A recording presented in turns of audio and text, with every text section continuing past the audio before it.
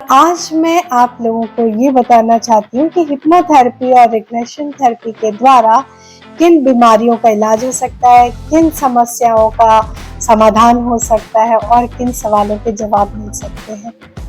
हाय, मेरा नाम दीप्ति शेखर है और मैं एक हिप्नोथेरेपिस्ट और एक पास्ट लाइफ रिग्रेशन थेरेपिस्ट हूँ और अपने चैनल हिप्नोथेरेपी विद दीप्ति में मैं आप सबका स्वागत करती हूँ। मेरी थेरेपी टेक्निक पे अधिक जानकारी के लिए आप मेरे वेबसाइट hypnotherapywithdipti.com पे विजिट कर सकते हैं। हिप्नोथेरेपिस्ट होने के अलावा मैं एक वाइफ, एक मदर और एक कथक डांसर भी हूँ। मैं ऑनलाइन सेशंस करती हूँ जो कि 1.5 घंटे से 2 घंटे का होता है और इन थेरेपी सेशंस में मैं आपके शारीरिक, मानसिक और इमोशनल इश्यूज़ की हीलिंग करती हूँ।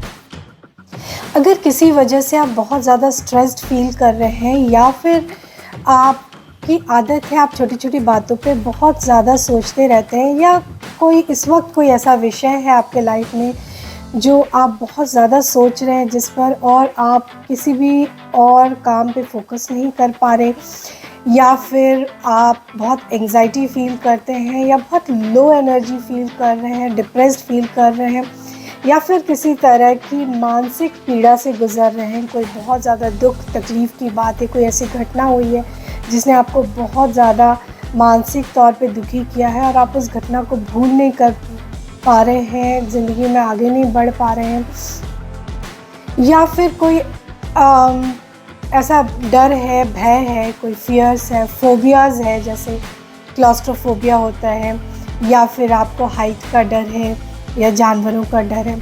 तो इस तरह के किसी भी इश्यूज़ में जैसे stress, overthinking, fears, phobias, anxiety, depression वगैरह में हिप्नोथेरेपी की मदद से आप इन fears and phobia, stress, anxiety वगैरह से आप बाहर निकल सकते हैं।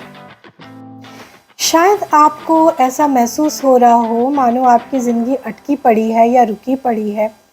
शायद आप बुरी तरह से फंस गए हैं, शायद किसी अनचाहे रिश्ते में जिसको ना आप निभा पा रहे हैं, ना उसको छोड़कर आगे बढ़ पा रहे हैं और आपको समझ में नहीं आ रहा कि ऐसा क्यों हो रहा है। आपको आंसर चाहिए ताकि आप आगे बेहतर फ़ैसला ले सको, आप समझ सको आपको आगे क्या करना है। शायद आपको अपने करियर में कोई ग्रोथ नहीं दिख रहा है, आप पूरी मेहनत से, लगन से काम कर रहे हो, फिर भी आपको ऐसा लग रहा है कि आपके बॉस शायद आपको पसंद नहीं करते या करती। नहीं, उन्होंने ऐसा कुछ बोला नहीं है बट आपको ऐसा महसूस होता है। तो इन सब विषयों पे अगर आपको क्लैरिटी चाहिए, आपको एक आंसर चाहिए कि आपके साथ ज़िंदगी में ऐसा क्यों हो रहा है ताकि आप आगे क्या करना है इस विषय में फ़ैसला ले सको, तो आप एक हिप्नोथेरेपी सेशन बुक कर सकते हैं। अगर आपको लग रहा है कि आपकी ज़िंदगी बिल्कुल दिशाहीन सी हो गई है, आपको समझ में नहीं आ रहा आप किधर जा रहे हो, क्या कर रहे हो, आपको क्या करना है, आपका गोल क्या है, आपके लाइफ का पर्पस क्या है, आपको लाइफ में किस डायरेक्शन में जाना है, आप बिल्कुल लॉस्ट हैं, कंफ्यूज्ड हैं, तो आप मेरा एक हिप्नोथेरेपी सेशन बुक कर सकते हैं। हम सभी कभी ना कभी अकेलापन तो महसूस करते ही हैं, पर हम में से कई लोग हैं जो घंटों अकेले रहकर भी अपने आप में बड़े खुश रहते हैं। बट अगर आप अपने परिवार के बीच रहकर भी, अपने दोस्तों के बीच रहकर भी अगर आप अकेलापन महसूस करते हैं, तो मैं अपने हिप्नोथेरेपी सेशंस के एक्सपीरियंस से बता सकती हूँ कि अकेलापन एक मानसिक बीमारी है जो कई बार कई जन्मों तक चलता रहता है और आप इसको हिप्नोथेरेपी द्वारा बिल्कुल इसको ख़त्म कर सकते हैं और इससे निकल आ सकते हैं। हमारे जो करीबी रिश्ते होते हैं, हमारे अपने माँ बाप, हमारे भाई बहन, हमारे पार्टनर, हमारे बच्चे, हमारा फ्रेंड सर्कल, ये हमारे लिए बहुत अहम होते हैं और जब इनके साथ हमारे रिश्ते बिगड़ते हैं या टूटते हैं तो हमें भी बहुत अधिक मानसिक दुख से गुजरना पड़ता है। तो ऐसे में हमें क्या करना चाहिए? ऐसे में हमें बिल्कुल एक हिप्नोथेरेपी और रिग्रेशन सेशन लेना चाहिए। तो इससे क्या फ़ायदा होगा? क्या हमारे रिश्ते सुधर जाएंगे? बिल्कुल भी नहीं। जब आप सेशन लेते हैं तो आपको इन रिश्तों के बिगड़ने का कारण समझ में आता है। तो आप सोच रहे होंगे कि कारण तो आपको ऑलरेडी पता है। देखिए, हमारे जो करीबी रिश्ते हैं, उनके अच्छे या बुरे होने के पीछे बहुत गहरे कारण होते हैं और ये गहरे कारण आपको जब आप सेशन करते हो, तभी आपको समझ में आते हैं। तो सवाल ये उठता है कि क्या इससे भी क्या हासिल होगा? क्या कारण समझ जाने से हमारे रिश्ते सुधर जाएँगे? बिल्कुल भी नहीं। चलिए इसको कुछ इस तरह से समझते हैं। मान लेते हैं कि पेट में आपके दर्द हुआ और आपने एक पेन किलर खा ली और आप ठीक हो गए। कुछ दिनों के बाद ये दर्द फिर से हुआ और आपने फिर से पेन किलर खा लिया और ये सिलसिला जब 3-4 बार चलता रहा, तो आपने डिसाइड किया कि डॉक्टर को चेकअप कराना चाहिए। आप डॉक्टर के पास गए, तरह-तरह के टेस्ट स्कैन्स हुए और पता चला कि किडनी में स्टोन्स हैं। देखिए, आधी प्रॉब्लम तो तभी सॉल्व हो गई जब आपको अपने दर्द का कारण पता चल गया, है ना? अब आपको आगे तो पता ही है कि क्या करना है। तो इसी तरह से जब हम थेरेपी सेशन लेते हैं, तो हमें अपने रिश्तों के पीछे की सच्चाई पता चल जाती है और तब हम डिसाइड कर पाते हैं कि हमें इस रिश्ते के साथ क्या करना है। क्या इस रिश्ते को पूरी तरह से ख़त्म कर देना चाहिए या फिर इस रिश्ते को सुधार लेना चाहिए, और फिर सुधारना कैसे है, ये भी हमें समझ में आता है।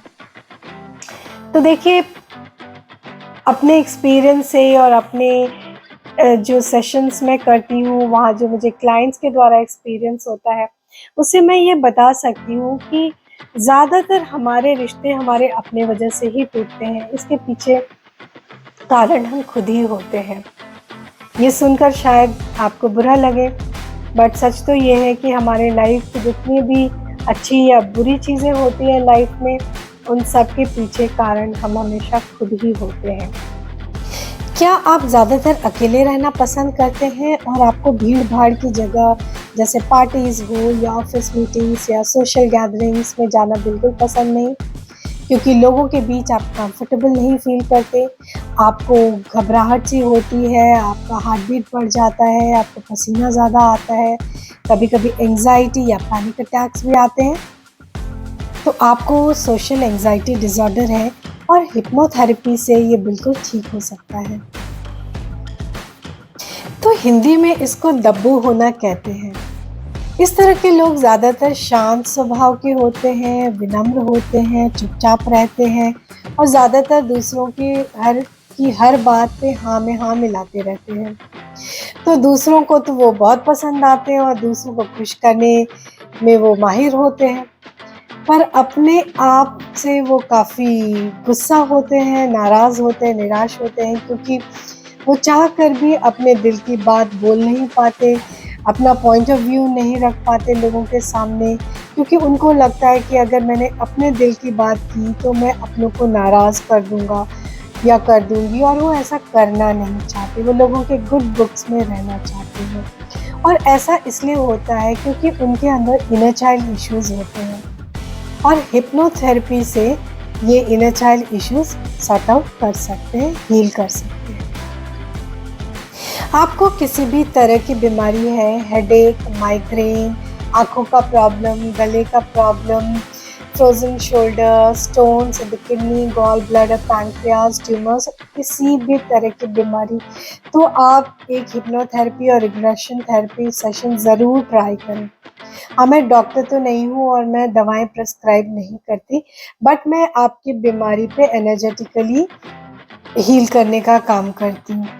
एनर्जेटिकली कैसे हीलिंग हो जाती है बीमारियों की? वेल, इस पे मैं विस्तार से अगली वीडियो बनाऊँगी। बट इस वक़्त अगर कोई ऐसी बीमारी है आपकी जो आपने डॉक्टर से पूरा चेकअप करा लिया है और डॉक्टर ने आपको पूरी तरह से फिट डिक्लेयर कर दिया है, मगर आप फिट नहीं फ़ील कर रहे हैं, आपको अभी भी तकलीफ़ है, दर्द है, तो आप हिप्नोथेरेपी सेशन ज़रूर ट्राई करिए। आपके जीवन में कुछ अचानक ही कुछ अजीब-सी घटनाएँ तो नहीं हो रही हैं जो आपके समझ के परे हैं? या फिर शायद आपके शरीर में कोई दर्द है कोई तकलीफ़ है जो अचानक ही हो गया, जिसका कोई कारण नहीं समझ में आ रहा है। शायद आप रात में सोए और सोकर उठे तो आपके हाथों में दर्द है, क्यों है पता नहीं। शायद कुछ महीने पहले आपका एक्सीडेंट हुआ था, आप उससे निकल आ चुके हैं, आपने इलाज कराया, आप बिल्कुल ठीक है अभी। पर आपको लग रहा है कि उस वक़्त से कुछ चीज़ें ठीक नहीं चल रही और आपको कारण नहीं समझ में आ रहा है। या आपने सर्जरी कराई, आप बिल्कुल फिट हैं अभी, बट शायद कुछ है जो ठीक नहीं है और आपको लग रहा है जैसे कहीं कुछ तो गड़बड़ है, चीज़ें ठीक नहीं चल रही।